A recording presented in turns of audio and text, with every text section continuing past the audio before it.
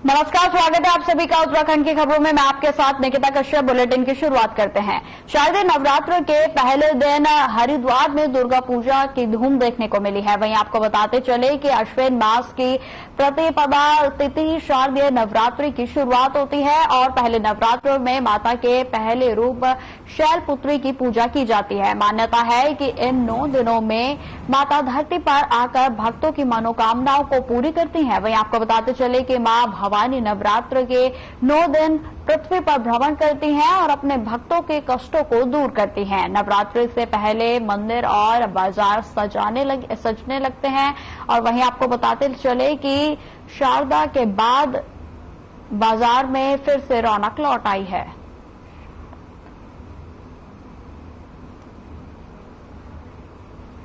तो आपको बताते चले कि आज से नवरात्र पर्व की शुरुआत हो गई है और जिसकी रौनक बाजारों से लेकर मंदिरों में भी दिख रही है। वहीं आपको बताते चले कि आज सुबह से ही माता रानी के मंदिरों में भक्तों का तांता लगा हुआ है। तो वहीं आपको बता दें कि इस पर्व का बेहद ही महत्वपूर्ण महत्व है। यह हिंदू धर्म के लिए एक बेहद ही महत्वपूर्ण पर्व है। आपको बता दें कि इस पर्व पर 9 दिनों तक माता की पूजा अर्चना की जाती है, जिसमें देवी माता के अलग अलग स्वरूपों का हर एक दिन पूजन किया जाता है। और साथ ही साथ आपको बताते चले कि 9 दिनों में मान्यता है कि माता रानी पृथ्वी पर आती हैं और वो यहाँ पर भ्रमण करती हैं और साथ ही साथ अपने भक्तों के सभी कष्टों को हर लेती हैं। तो ये तस्वीरें हम आपको दिखा रहे हैं बाजारों की, जहां पर श्राद्ध के बाद अब बाजारों में रौनक लौट आई है। जहां पर आपको बता दें कि बाजारों में भी तरह तरह की चुन्नियों के साथ साथ पूजन की सभी सामग्रियां उपलब्ध है और साथ ही साथ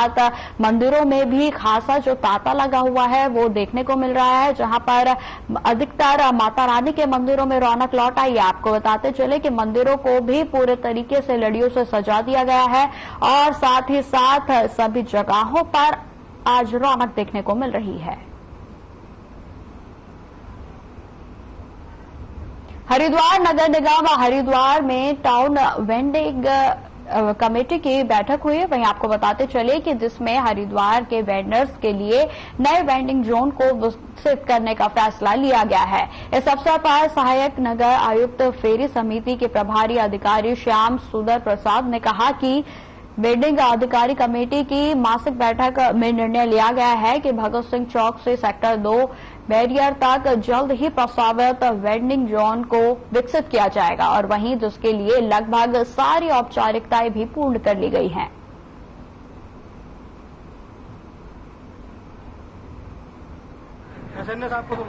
टीवीसी की बैठक थी, बड़ी महत्वपूर्ण थी क्योंकि अभी हमारा नया बाजार विकसित होना है। जो लगातार आप देख रहे हैं कि 2 वर्ष से जो है इसकी औपचारिकता पूरी नहीं हो पा रही थी, लेकिन अब जितनी भी औपचारिकताएं हैं वो सारी पूरी हो चुकी हैं, जिसमें तमाम जो लाभार्थी स्ट्रीट वेंडर उनका सत्यापन होना था, क्रमवाई सत्यापन होना था, वो सत्यापन हो चुका है। और किरण सॉफ्टवेयर सॉल्यूशन द्वारा जो ये कंपनी इसे विकसित कर रही है उसके मानक किस प्रकार से निर्धारित थे, उस मानकों पर चर्चा हुई।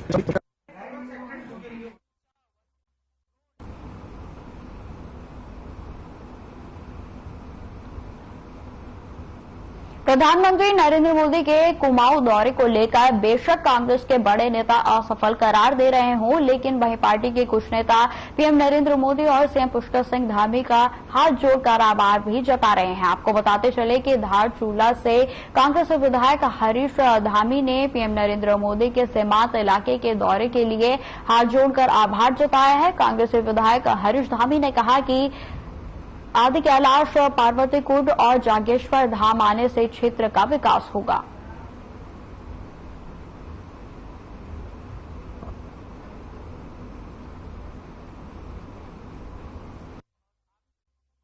मैं माननीय प्रधानमंत्री नरेंद्र मोदी जी का बहुत बहुत धन्यवाद करता हूं और साथ ही माननीय मुख्यमंत्री जी का धन्यवाद करता हूं कि आपने दूरस्थ क्षेत्र हमारा जो है आदि कैलाश और गुंजी जैसे क्षेत्र का भ्रमण किया, जिससे निश्चित तौर पर केवल धारचूला विधानसभा को ही नहीं पूरे उत्तराखंड को पर्यटन की दृष्टि से बहुत ज्यादा जो है इसका फायदा मिलेगा और जो वहां पर विकास कार्य रुके हैं वो विकास कार्य भी तत्काल प्रभाव से शुरू होंगे।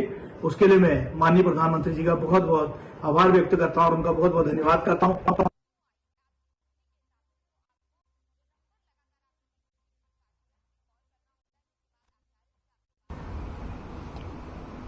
पर्यटन नगरी रानीखेत के विकास में खंड ताड़ीखेत में विधायक डॉक्टर प्रमोद नैनवाल के नेतृत्व में मेरी माटी मेरा देश का अभियान के तहत अमृत कलश यात्रा निकाली गई और जिसमें ग्रामीणों स्वयं सहायता समूह की महिलाओं ने कुमाऊनी परिधान के साथ साथ ब्लॉक मुख्यालय ताड़ीखेत से श्रद्धानंद खेल मैदान तक निकाली गई। वहीं आपको बताते चले कि कलश यात्रा में देशभक्ति स्वर्ण के शहीद अमर रहे और भारत माता जय के नारे लगाए गए और इस मौके पर रानीखेत विधायक डॉक्टर प्रमोद नैनवाल, खंड विकास अधिकारी ताड़ीखेत आदि। वहीं आपको बताते चले कि साथ ही साथ विकास खंड के कर्मचारियों के साथ स्वयं सहायता समूह के सदस्य और क्षेत्र प्रतिनिधि व स्थानीय ग्रामीण भी मौजूद रहे।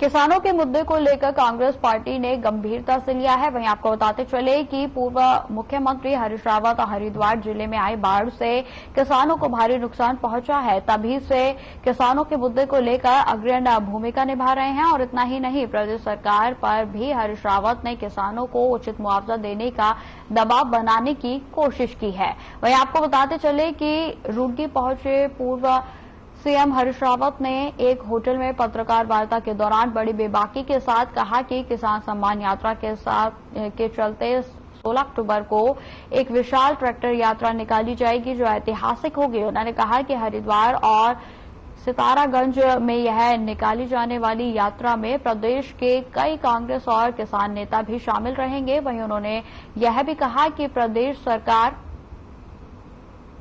लगातार किसानों की अनदेखी कर रही है। किसानों का चीनी मिल समय पर भुगतान नहीं हो पा रहा है। वहीं मुआवजे के लिए उन्हें तहसील कार्यालय से लेकर जिला कार्यालय तक के चक्कर लगाने पड़ रहे हैं। इस समय देहरादून में एक बड़ा प्रदर्शन किया था मुख्यमंत्री के घर पर और उसके बाद मुख्यमंत्री से बातचीत हुई। उसमें 5 सूत्री मांगे रखी थी। हमने कहा था जो मुआवजा दिया जा रहा आपदा का वो 1100 रुपया किसानों का अपमान है प्रति बीघा, इसको बढ़ा करके 10,000 रुपया प्रति बीघा करिए और एक फसल चक्र का बिजली पानी और लिए गए कर्ज का ब्याज माफ करिए।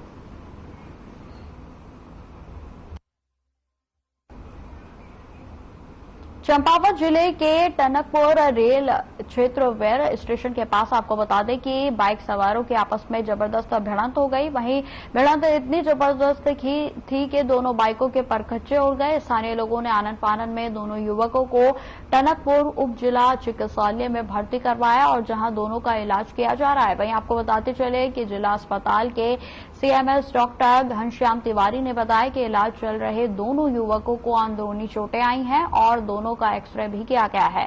फिलहाल दोनों युवक खतरे से बाहर हैं।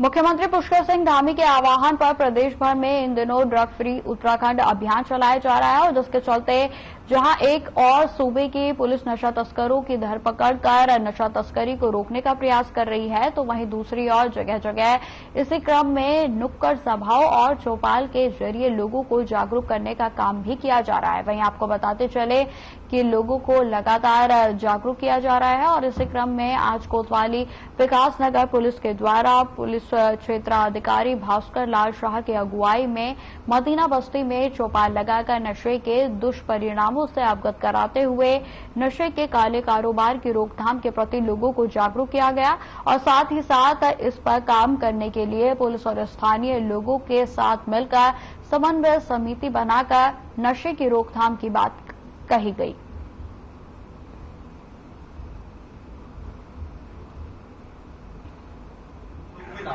माननीय मुख्यमंत्री उत्तराखंड के संकल्प ड्रग फ्री देवभूमि 2025 सपने को साकार करने के लिए वरिष्ठ पुलिस अधीक्षक देहरादून के निर्देशन में आज हमारे द्वारा कैलाश रोड स्थित मुस्लिम बस्ती में ये गोष्ठी आयोजित की गई, चौपाल आयोजित की गई थी, जिसमें इसे मस्जिद लोगों द्वारा प्रतिबाद किया गया। उनको इस जो ड्रग का प्रयोग करते हैं या विक्रय करते हैं उनकी हमें सूचना देने ऐसा ना हो और हमारा पूरा व्यवहार करें और उसको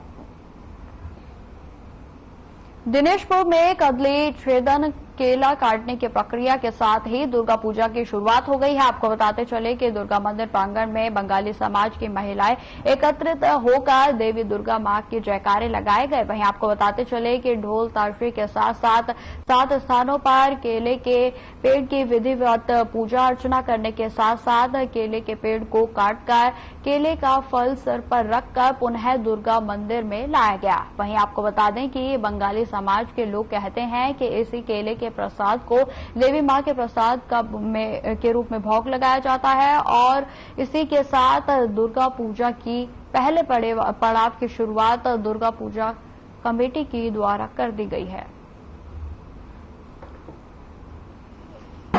कदली छेदन का कार्यक्रम हुआ है और आज से ही ये जो केला लेके जाते हैं हम लोग दुर्गा मंदिर में और वहीं पर मां के सामने रखा जाता है और वहीं से जो है षष्ठी से इसके बाद षष्ठी से पूजा का आरंभ हो जाता है और षष्ठी से लेकर दशमी तक नित्य पूजा होती है। मां शारदीय पूजा का आगाज ये कलंदी छेदन से शुरू होती है और ये केला लेके मंदिर प्रांगण में हम स्थापित करते हैं और इस केले को पका के मां षष्ठी से कल्पारंभ शुरू होती है और दशमी तक इसी केले से पूजा अर्चना की जाती है और माता से प्रार्थना। मैं अनिता सरकार सभी को प्रणाम। आज से जो है दुर्गा पूजा महोत्सव की हम जोर शोर से तैयारी करते हैं और केले के वृक्ष का पूजन करके फिर केले को काटा जाता है और यही केला माँ के मंदिर में जो है बांधा जाता है। उसके उपरांत माँ की पूजा शुरू की जाती है।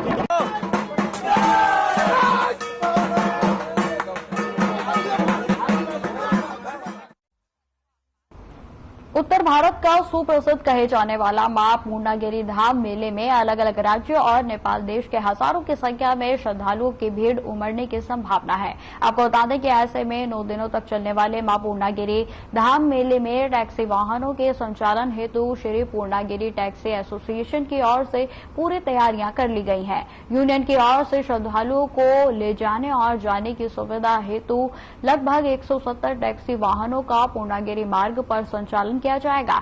वहीं आपको बताते चले कि यूनियन अध्यक्ष मदन कुमार ने बताया कि नवरात्रि में मां पूर्णागिरि के दर्शन के लिए भारी संख्या में दर्शनार्थी मां पूर्णागिरि धाम पहुंचते हैं और जिनको लाने और ले जाने के लिए लगभग 170 टैक्सी वाहनों को पूर्णागिरि मार्ग पर चलाया जाएगा और जिसमें टनकपुर से ढूलीगढ़ तक 125 वाहनों का संचालन किया जाएगा।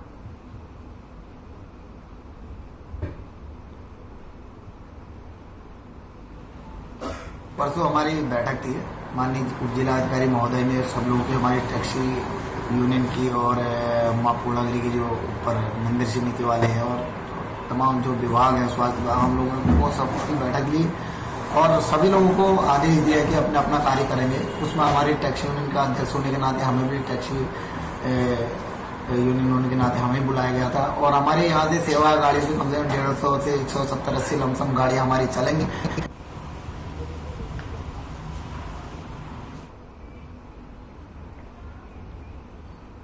शारदीय नवरात्र की शुरुआत हो गई है। आपको बताते चले कि अल्मोड़ा जनपद के देवी के मंदिरों में भक्तों के द्वारा पूजा अर्चना की जा रही है और उसके साथ ही सांस्कृतिक और धार्मिक नगरी अल्मोड़ा में दुर्गा महोत्सव की धूम भी शुरू हो गई है। वहीं आपको बताते चले कि 10 जगहों पर दुर्गा महोत्सव का आयोजन किया जा रहा है।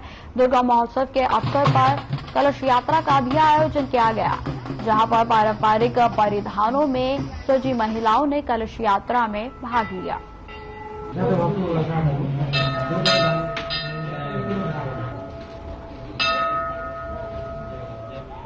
जैसे कि अल्मोड़ा सांस्कृतिक नगरी के नाम से जाना जाता है। यहाँ पे पूरे शहर के अंदर 10 दुर्गाओं का इस समय कार्यक्रम चल रहा है और साथ ही साथ अल्मोड़ा अष्टभैरवों का शहर भी है। और इसी के साथ साथ हमारी जो एक कॉलोनी है नींदा कॉलोनी, यहाँ पे भी दुर्गा महोत्सव एवं देवी भागवत कार्यक्रम चल रहा है। आज हमारी कलश यात्रा प्रारंभ हुई और उसके बाद हमारी पूजा कार्यक्रम और उसके बाद देवी भागवत कथा का वो कार्यक्रम चालू होगा और उसके साथ साथ ही शाम को प्रसाद वितरण आरती का कार्यक्रम है। विकासनगर के कुंजाग्राम गांव में उस वक्त हड़कंप मच गया है जब एक खतरनाक सांप रिहायशी इलाके में घुस गया और जिसकी लंबाई तकरीबन 5 फीट वाले इस खतरनाक सांप को देखकर लोगों के पसीने छूट गए। वहीं आपको बताते चले कि सूचना पर वन विभाग की एक्सपर्ट टीम के द्वारा गांव में पहुंचा गया और जहां पर रेड स्नेक प्रजाति के इस खतरनाक सांप का रेस्क्यू कर इसे सुरक्षित जंगल में छोड़ दिया गया है। रेड स्नेक प्रजाति के इस खतरनाक सांप के पकड़े जाने के बाद गांव वालों ने राहत की सांस ली।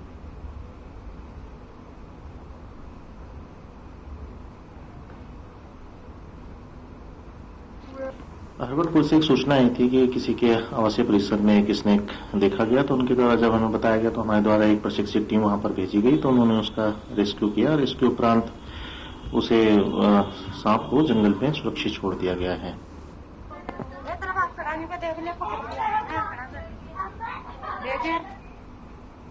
कलियर विधानसभा वार्ड नंबर 9 में लगभग 6 महीने पहले फीता काटकर सड़क का निर्माण कार्य शुरू किया गया था, लेकिन उद्घाटन आज तक नहीं हो पाया है। वहीं आपको बताते चले कि सड़क का पूरा निर्माण वार्ड में फैली गंदगी से लोग बेहद ही परेशान हैं और बीमारियों का भी शिकार हो रहे हैं। वहीं जब इसके बारे में कलियर नगर पंचायत चेयरमैन के प्रतिनिधि शफकत अली से बातचीत की गई तो उन्होंने कहा कि यह सड़क पीडब्ल्यूडी के द्वारा बनाई जा रही है और सड़क का निर्माण कार्य बरसात की वजह से रोक दिया गया था और जिसे जल्द ही पूरा कर लिया जाएगा और साथ ही साथ सड़क का निर्माण कार्य भी शुरू कर दिया जाएगा।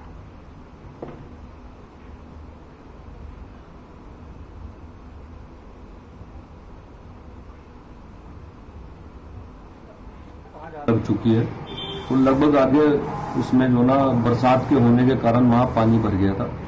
पानी भरने के कारण वहाँ दिक्कतें आई और क्रॉसिंग होता नहीं पानी की वहाँ सप्लाई नहीं है, कोई नाला नहीं है। पहले भी सड़कें बनी, जिस जगह पे पानी भरा हुआ वहाँ सब सड़कें बनी है हमारी प्रधानी के टाइम में, लेकिन ये बाहरी लोग ज्यादातर आते हैं, बेचारे किराए पर रहते हैं। अब उनको इन समस्या को तो पता नहीं किसने कब सड़कें बनी और वो क्या प्रधान को जानेंगे, क्या चेयरमैन को जानेंगे, क्या विधायक को जानेंगे। हम तो हर रोज उसी गली से गुजरते हैं, हमारे कारोबार है, हमारे खेत है, किसान है, सब चीज है। अभी दिन से तो ये साफ निकलने से हो जाए आज इतनी बुरी हालत हो। अब मच्छर आया लंबे लंबे यहाँ डंग, यानी कि डर के माहौल में जिंदगी बसर हो रही है। बहुत डर के सारे तो हो रहे बीमार, बच्चे में बड़े में। चेयरमैन आकर देखता है, विधायक आकर देखता है, विधायक वो आकर चला जा, देखता चला जा। अगर हम प्रधान के साथ आते जब भी देखता चला गया, अगर सोचा हो कहना इंगो भी आकर देखो ना एक बार बढ़ कर देखते। 3 साल से यहाँ पानी भर रहा है, देखो पानी की वजह कर रखी, अंदर पानी जा रहा था। अरे एक मेरा भांजा था बेचारा, गिर के उसकी आंख फूट गई यहाँ से। 2 साल हो गए, 2.5-3 लाख रुपए लगवा लिए इस पर, फिर भी आंख की रोशनी आई उसकी। जिंदगी है कि यहाँ से विधायक ने जो है 6 महीने पहले इस रास्ते का रिबन काटा था और इस पे कार्रवाई कुछ नहीं हो पा रही। रास्ता कम से कम 20 दिन में या महीने में 1.5 महीने में बन के तैयार हो जाता है, लेकिन ये 6 महीने से ऐसे ही पड़ा हुआ है, रुका हुआ। ये ईंटें पड़ी हैं, कम से कम 3 महीने इनको हो गए। मैं परेशान नहीं थे, नहीं ना तो इसमें निकल सको, ना इसमें बढ़ सको। बता कितनी बुरी हालत हो, पैर मारे के इसमें पानी में बढ़ को सारे बीमार इस घर में। हालत इतनी खराब हो गई बहुत ज्यादा। निकालने के लिए फाड़ा 24 घंटे।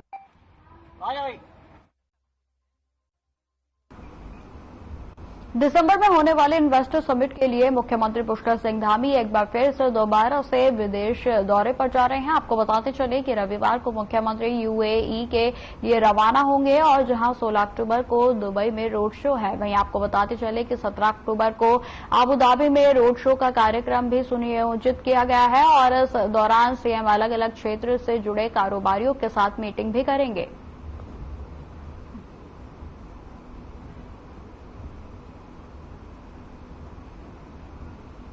धीरे धीरे अब सभी क्षेत्रों में, चाहे वो टूरिज्म का क्षेत्र हो या साइंस एंड टेक्नोलॉजी का क्षेत्र हो, हर क्षेत्र में लोग उत्तराखंड के लिए आ रहे हैं, आकर्षित हो रहे हैं। और हमारा भी प्रयास है कि सभी संस्थान जो अलग अलग क्षेत्रों में हैं, अलग अलग निवेश अलग अलग क्षेत्रों में करते हैं, उद्योग समूह चलाते हैं, वो सभी उत्तराखंड आए। और हमारी सरकार ने पहले से भी उन्हीं सब लोगों की सुविधा के अनुसार नियमों में शिथिलता भी करी है, उदार भी किया है, नियमों को बदला भी है और लगातार हम उनसे कम्युनिकेशन भी कर रहे हैं। और हमारा यह भी प्राथमिकता है कि उन सभी को कहीं न कहीं सरकार प्रोत्साहित करे और राज्य के अंदर जो भी सुविधाएं हम दे सकते हैं हम उनको देंगे।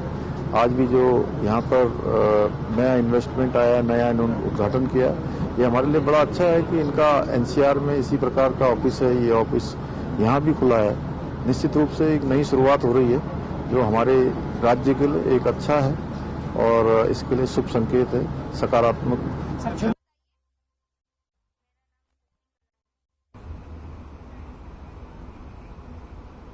मुख्यमंत्री पुष्कर सिंह धामी ने कार्यक्रम में शिरकत करते हुए कहा कि चाहे टूरिज्म का सेक्टर हो या फिर अन्य सेक्टर हो, लोग उत्तराखंड में इन्वेस्ट करने को काफी उत्साहित हैं। उन्होंने कहा कि सरकार का यह प्रयास है कि जितने भी समूह अपना व्यवसाय कर रहे हैं वह सभी समूह उत्तराखंड आए और यहां पर इन्वेस्टमेंट करें। मुख्यमंत्री ने यह भी कहा कि उद्योगपतियों की सुविधा के अनुसार हमने कई नियमों में शीतलीकरण करने का काम भी किया है। उन्होंने यह भी बताया कि उन सब से लगातार कम्युनिकेशन किया जा रहा है और उनको प्रोत्साहित करने के लिए भी लगातार सरकार प्रयासरत है।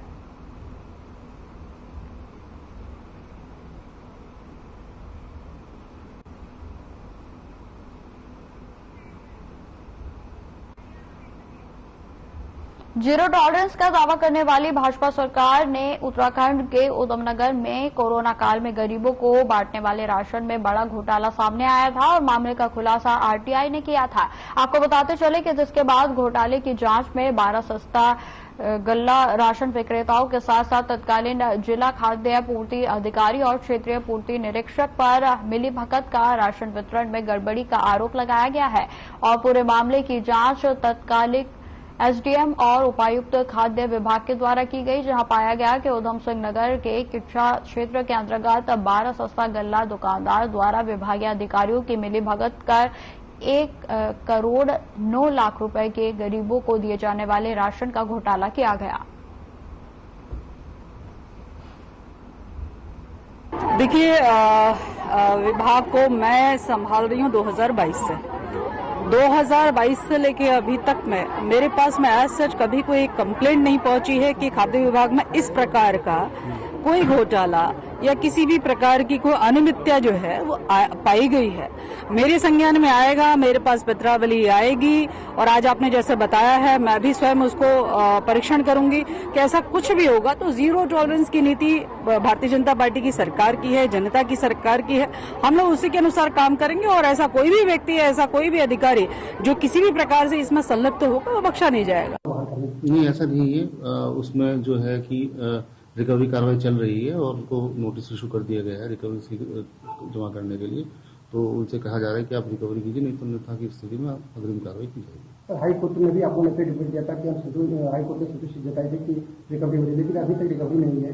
नहीं, माननीय उच्च न्यायालय के निर्देश हमें प्राप्त है, उसके अकॉर्डिंग हम कार्रवाई कर रहे हैं।